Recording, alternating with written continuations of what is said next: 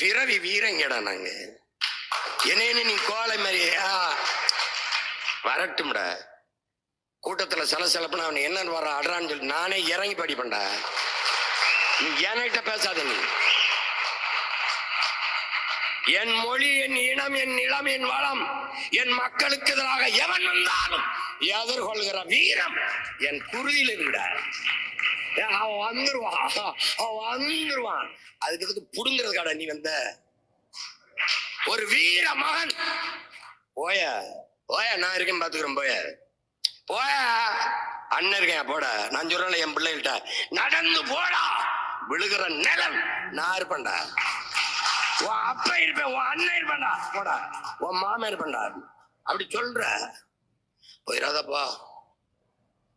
பூச்சாண்டி வந்துருவாப்பா, அவன் வந்துருவாப்பா. அப்ப நீ புடுங்கிறதுக்கு அங்க உட்கார்ந்துருக்க. நான் வரவிட மாட்டேன். என்னுடைய ஆட்சி முறை சிறப்பா இருக்கும். அவன் வந்து இங்க செய்ய வேண்டிய எந்த தேவையும் இந்த நிலத்தில் இருக்காது சொல்றா. நீ அதை விட்டு அவன் வந்துருவான். எப்படி கூறாயிரான்?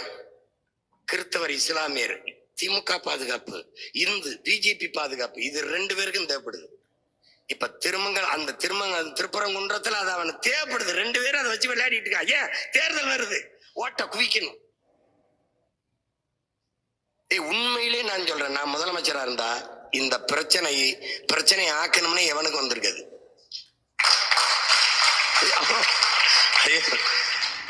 யாரு அவனை கூட்டியோட உட்காரு. என்ன பிரச்சனை? வேலை கத்து ஏத்திட்டு பாப்பா. விடுறா, எத்தனை பேர் போற? போய் ஏத்திட்டு போ. நீ என்னப்பா? நான் கந்திரி ஆக்கணுங்க, சிக்கந்தர் தருகால வழிவிடுப்பா. நான் வரணுமா இல்ல வேற யாரும் அனுப்பவாப்பா? டேய், யாரா போறது? நீ கார்த்திகை கூட போயிட்டு வாடா.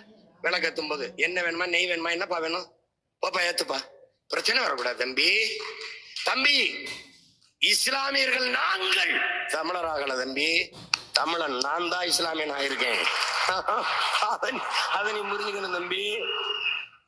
என் அண்ணன் பள்ளிமாவா சொல்லுகிறான், நான் இங்குதான் இருந்தேன், மார்க்கம் தான் என்னிடம் வந்தது.